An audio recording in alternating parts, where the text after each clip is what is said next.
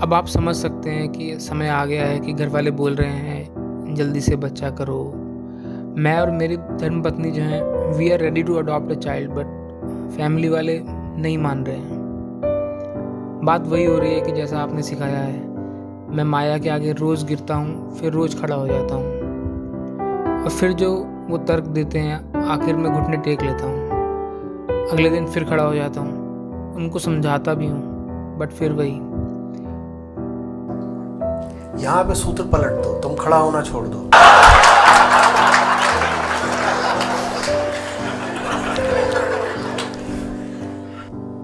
उन्हें अंदर की बात थोड़ी ही पता है, तुम बोल दो मैं गड़बड़ हूं।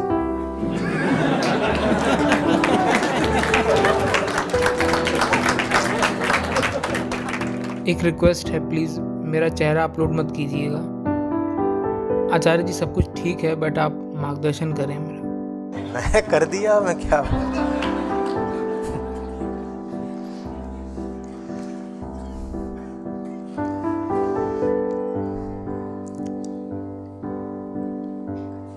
देखो बेटा, ऊंचा ज्ञान चाहिए होता है ऊंचे अज्ञान को काटने के लिए।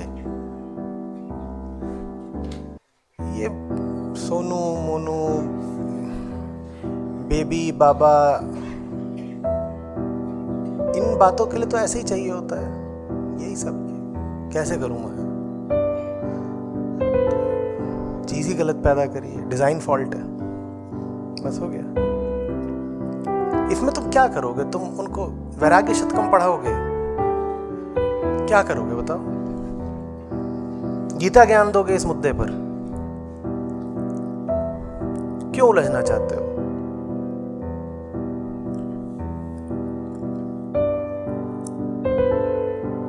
और बहुत गहरा ज्ञान अगर मांगोगे तो इसमें फिर वो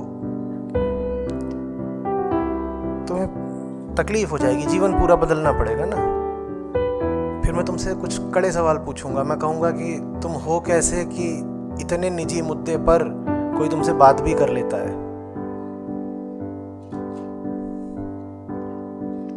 किसी की हिम्मत कैसे हो गई कि इतने निजी मुद्दे पर उसने तुम पर दबाव बनाना तो दूर की बात है, बात भी कैसे कर ली? तुम और तुम्हारी पत्नी क्या करोगे, इसमें बोलने वाला कोई तीसरा कहां से पैदा हो गया? तुम्हारे बेडरूम में क्या हो रहा है ये दुनिया निर्धारित करेगी। और दुनिया में अपने माँ बाप भी आते हैं। कुछ बातें इतनी निजी होती हैं कि उसमें किसी को बोलने का कोई हक नहीं होता। अगर तुम्हारा प्रेम भी पारिवारिक हो चुका है तो अब बचा क्या बिकने के लिए? एक बार सोचो, ये थोड़ा इस बात को दिल में लगने दो, कचोटने दो। ये कोई बात है कि दो लोगों को कोई तीसरा बताने आया है कि अब तुम संभोग करो और संतान पैदा करो? ये सब चीजें तुम्हें कोई और बताएगा? कैसे सुन ली तुमने?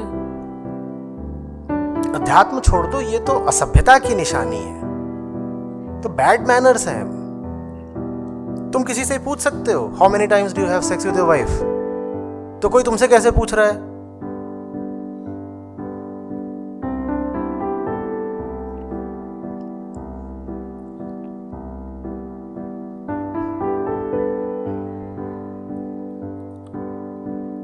माता पिता को इतने संस्कार होने चाहिए कि औलाद से कौन सी बातें करनी है और कौन सी बातें नहीं करनी है। ये माँ बाप कैसे हैं जो माँ बाप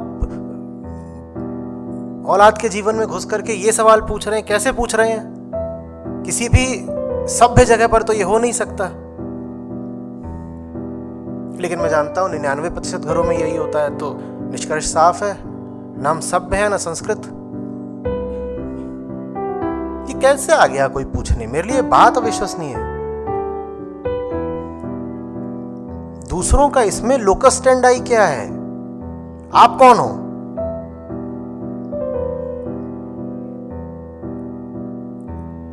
पिता के माता से अंतरंग संबंध कैसे हैं ये पुत्र पूछ सकता है क्या? तो अब जब बेटा बाप जितना ही लंबा हो गया है, बाप जितना ही वयस्क हो गया है, तो बाप बेटे से ये सब बातें कैसे कर सकता है? हाँ, दोस्त की तरह करे तो अलग बात है, पर बाप की तरह दबाव नहीं बना सकता। हाँ, दोस्त की तरह खिलवाड़ भी कर सकता है, वो ठीक है, फिर ठीक है, चुटकी ले रहा है, अच्छी बात है, लेकिन दबाव तो नहीं बना सकता ना।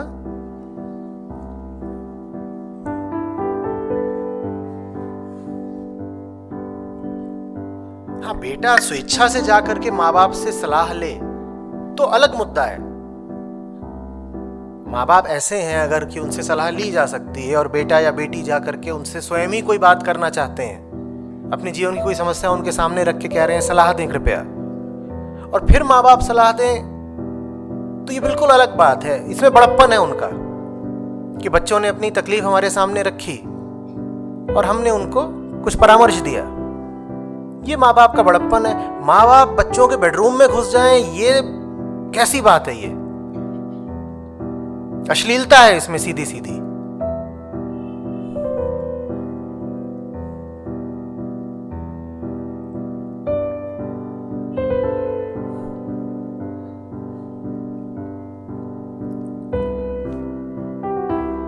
और वो घुस गए तो घुस गए, तुमने कैसे घुसने दिया? निश्चित रूप से तुम कहीं ना कहीं दबे हुए हो, डरे हुए हो, निर्भर हो।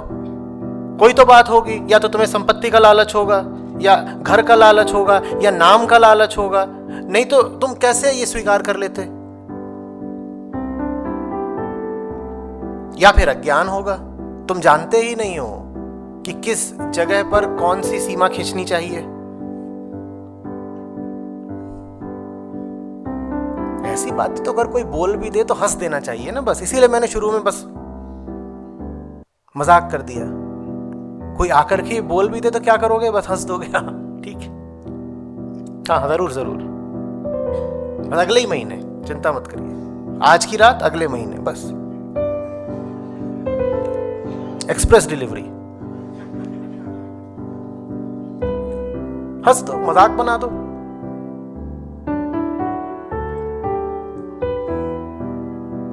ये सब कुछ भी ना वही आत्मज्ञान के अभाव में ही होता है।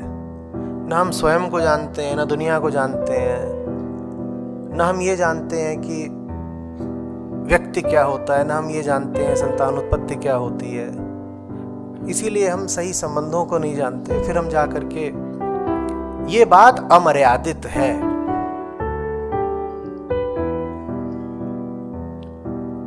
ये अमर्यादित बात है, ये सुसंस्कृत बात नहीं है। प्रजनन वगैरह तो छोड़ दो, बच्चे बड़े हो गए, यहाँ पे बहुत सारे प्रौढ़ अधेड़ उम्र के लोग भी बैठे हैं। अगर आपके घर में कोई विवाह की उम्र के आपके बेटे बेटियां हो तो मैं आपसे निवेदन कर रहा हूं, दबाव ना बनाएं। उनसे पूछ लेना अलग बात है कि बेटा इस विषय में क्या सोचा है, ये अलग बात है। और तुम घुसे जा रहे हो उसके व्यक्तिगत क्षेत्र में, ये बिल्कुल दूसरी बात है।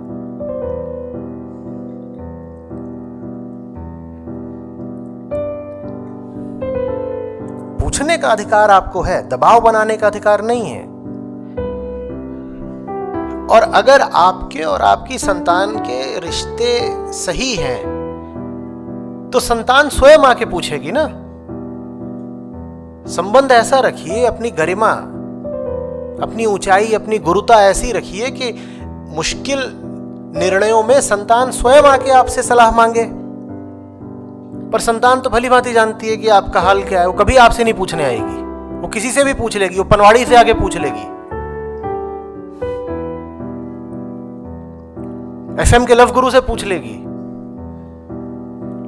लेकिन माँ बाप से नहीं पूछेगी, क्योंकि माँ बाप का हाल जानती है। वो कहती है ये जानते हैं क्या पैदा करना है क्या नहीं, देखो क्या पैदा किया है और ये मुझे सलाह दे रहे हैं पैदा करो। रिश्ता ऐसा होना चाहिए जिसमें बच्चे जाके माँ बाप से सलाह मांगे, और बच्चे अगर सलाह नहीं मांग रहे तो माँ बाप की गरिमा इसमें है कि चुप रहे। कभी उन्हें लगता है कि संतान गलत दिशा में जा रही है तो शालीनता से जाकर के उससे दो बातें सलाह की कह दें, लेकिन जबरदस्ती करना, धक्का देना, खींचतान, ये शोभा नहीं देता। ठीक है, स्वतंत्र जीवन जियो और अपना ब्रांड ठीक रखो। पहली बात तो ये कि किसी का ये अधिकार होना ही नहीं चाहिए कि तुमसे ऐसी बात कर ले। गलती तुम्हारी है, कोई आकर बोल कैसे गया ये सब कुछ, चाहे वो कोई भी हो, चाहे माँ बाप ही क्यों ना हो।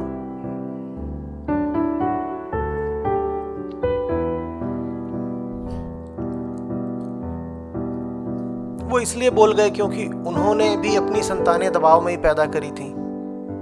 लखीमपुर वाली चाची रोज आके कहती थी,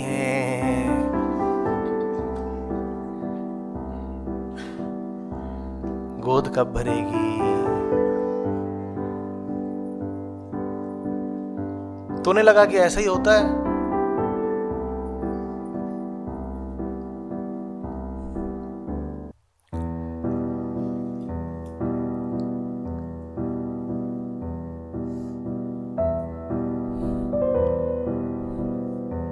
मुझे तो ये तक समझ में नहीं आता कि लोग शादियों में इतने लोगों को कैसे बुला लेते हैं। बहुत निजी बात है, दो व्यक्तियों के बीच की बात है, इतने सारे लोग तुमने बुला कैसे लिए? तमाशा दिखा रहे हो? टिकट लगाया है? पैसे क्यों नहीं लेते? 500 रुपए, 500 पास से देखो, आओ आओ आओ देखो। उसके बाद बेडरूम तक आने का और 1500 रुपए। अंदर आओ, अंदर आओ, आओ आओ। पलंग के नीचे बैठने का 5,000।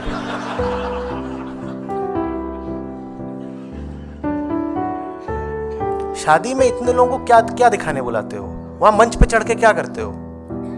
प्रदर्शनी लगी है, क्या कर रहे हो वहां पे बैठ के? बताओ ना, क्या है वो? नोबेल प्राइज मिला है, वहां क्यों चढ़े? वहां काहे को चढ़ के बैठे हो? कपड़े कैसे पहने हैं ये? कैसे कपड़े पहने बताओ ना। तुम चले जा रहे हो, तुम्हें कोई दिख जाए इस तरह कपड़ों में आमतौर पे, तो बच्चे पत्थर मारेंगे कि देखो पागल घूम रहा है, पागल घूम रहा है। घोड़ी पकड़ लाए, घोड़ी पे क्यों सवार हो? घोड़ी ने क्या बिगाड़ा है? क्यों कर रहे हो ये सब?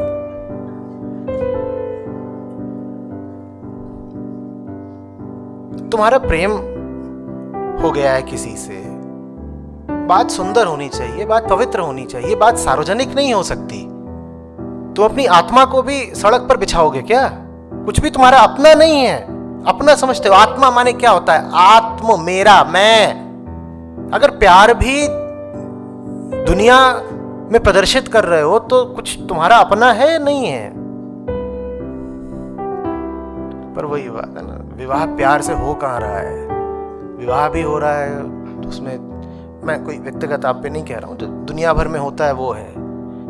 किसी को दहेज चाहिए, किसी को सेक्स चाहिए, किसी को सरकारी नौकरी वाला लड़का चाहिए। ऐसे तो शादियां हो रही हैं, तो उसमें प्रेम और आत्मीयता है कहाँ?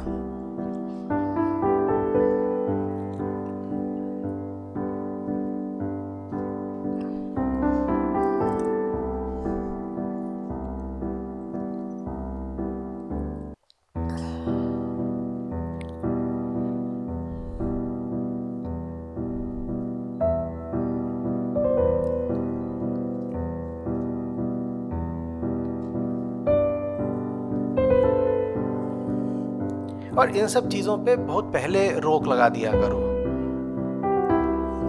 कौन गया था आज वहां जिप्सी कैफे? एक पूरा ग्रुप ही गया होगा आज।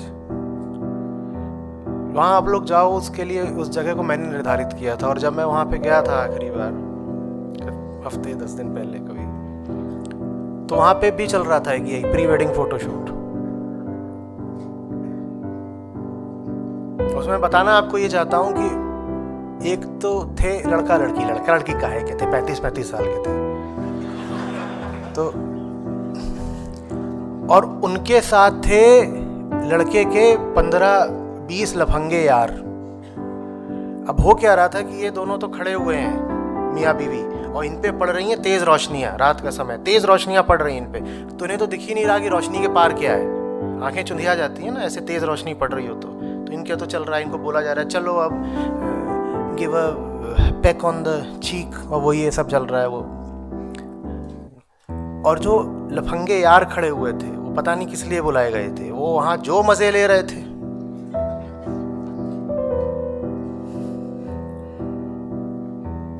और फिर मजे लेने का उन्हें हक किसने दिया? तुमने ही तो। और वो मजे ऐसे नहीं ले रहे थे कि वाह मजा आ गया, हमारा भाई घरवाला हो गया, भाभी आ गई। वो मजे वैसे ही ले रहे थे जैसे किसी भी लड़की के साथ लिए जाते हैं,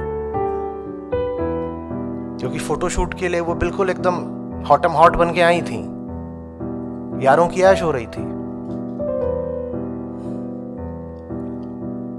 शुरुआत से ही तुम हर चीज को पब्लिक रखोगे तो क्या होगा? और फेसबुक कौन पूछने वाला होता है मैरिटल स्टेटस, सिंगल, ये वो, पता नहीं उसमें अभी ये है कि नहीं कि नो कमेंट्स। लोग किसी का पीछा करने से पहले उसका फेसबुक देखते हैं, क्या लिखा क्या हुआ है। हक कैसे मिल गया फेसबुक को पूछने का? तुम कौन होते हो पूछने वाले?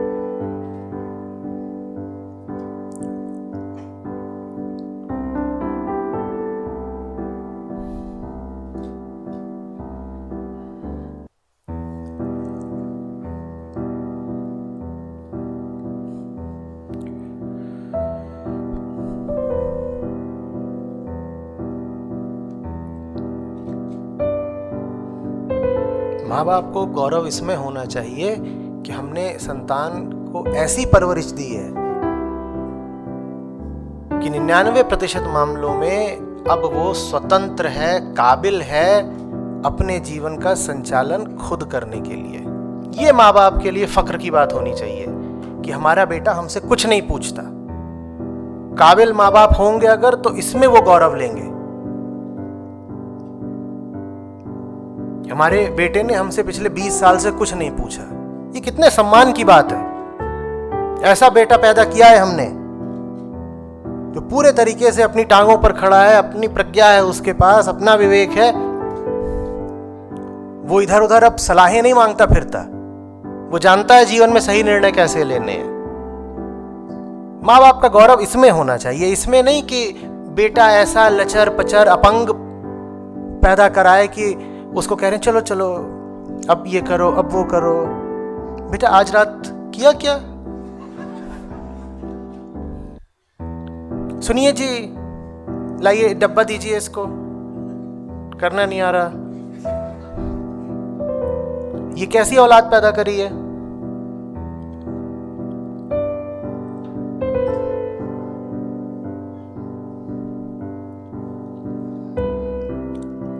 जवान होने का मतलब समझते हो? या चूजा ही बना रहना है? चूजा चूजी प्यार से खेलें।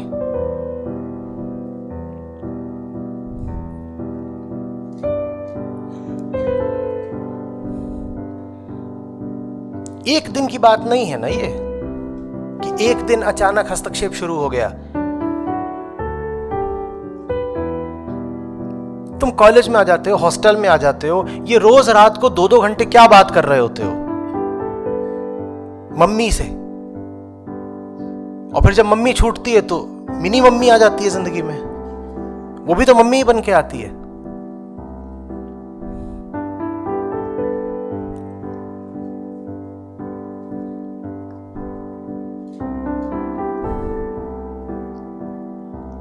मेरे अभिभावकों ने कोई अगर एक मेरे साथ अच्छाई की तो वो ये कि मुझे कभी बंधन में नहीं डाला। कोई अनाप शनाप सवाल नहीं, कुछ नहीं। अपने निर्णय खुद लो, अपने हिसाब से चलो। हाँ कुछ चाहिए हो तो हमारे पास आ जाना, हम उपलब्ध हैं जब तुम चाहो। लेकिन हम अपनी उपस्थिति जबरदस्ती नहीं दिखाएंगे, बल्कि अगर तुम हमें जरा सा इशारा कर दोगे कि हमारी उपस्थिति तुम्हें ठीक नहीं लग रही, तो उस इशारे भर से ही हम दूर हो जाएंगे। हमारे लिए वो इशारा ही काफी है।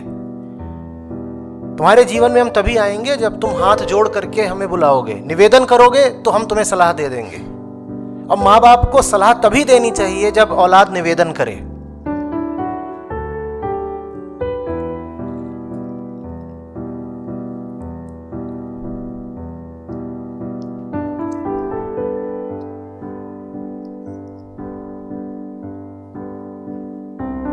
पर यहाँ तो ऐसा होता है, हाँ बेटी हॉस्टल गई है तो खाना खा लिया,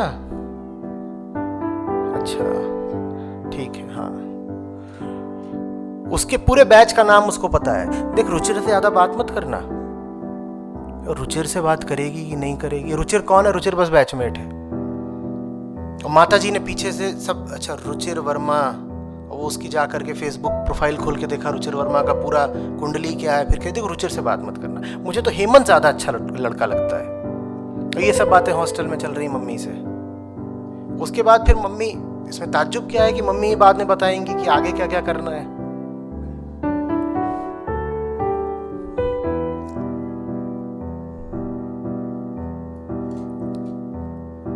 डेट पे मम्मी साथ में आ रही हैं। मम्मी खुद तो कभी डेट में गई नहीं तो अरमान पूरे कर रही हैं। मजा तो तब आए जब बच्चों को मम्मी ही पसंद आ जाए और जाओ डेट पे।